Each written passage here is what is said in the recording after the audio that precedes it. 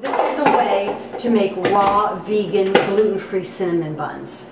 And this inspiration for this recipe is from David Wolf's book, Naked Chocolate. So we're going to use walnuts, and these walnuts have already been soaked overnight and rinsed to get rid of the enzyme inhibitors.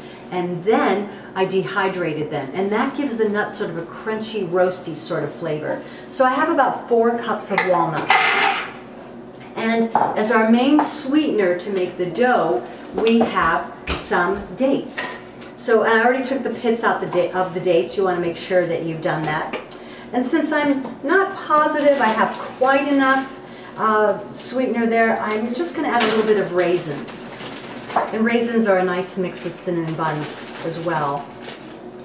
And of course, one of the secrets of gourmet raw desserts is to use just a little tiny pinch of Celtic salt. The salty flavor helps to bring out the sweet taste. We're going to pretty much pulverize our walnuts and sweetener and salt. Just to make sure it's moist enough, I'm going to add maybe just a couple tablespoons of water. We're going to cover our board with cinnamon. Very often when people are making doughy products, they use flour, but since these are cinnamon buns, we want a good amount of cinnamon flavor in there. So now we're going to spread our dough on the board. Get it all about pretty even. Make yourself a nice rectangle sort of shape. The filling is going to be coconut oil. And we're going to use about 4 tablespoons of coconut oil and about 2 tablespoons of cacao powder. So this is raw cacao powder. It's from Indonesia, and cacao is full of antioxidants.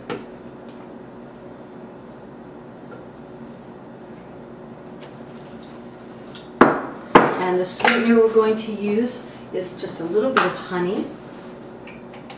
Now, if you don't want to use honey because you're vegan, you could use maple syrup. You could use agave. I'm going to use a little maple syrup as well. You could soak some more dates. Now, maple syrup is not raw, but it is also very high in minerals and supports our farmers in the Northeast. And we're just going to give this a little whiz. I think just a tiny bit of vanilla powder will make it taste even more magical. If you have vanilla extract, that could also be used. So we're going to give this a whiz, and we've made this wonderful chocolatey frosting, and that is going to go on our pastry and get spread around. A lot of times I find these cinnamon buns are an extra special treat for breakfast on the weekend when you've got the whole family together and you want something that doesn't require a lot of cooking and is yet really healthy. So even though these are cinnamon buns, we've got protein from nuts and good quality oils from the coconut. We've got minerals from the dates and raisins. Okay, so now the trick is to roll this up. So I'm going to just start, away from me and roll it away from me. And you can just pick this up, and the cinnamon is keeping the dough just dry enough. And what is going to happen is this lovely cinnamon chocolatey filling is inside.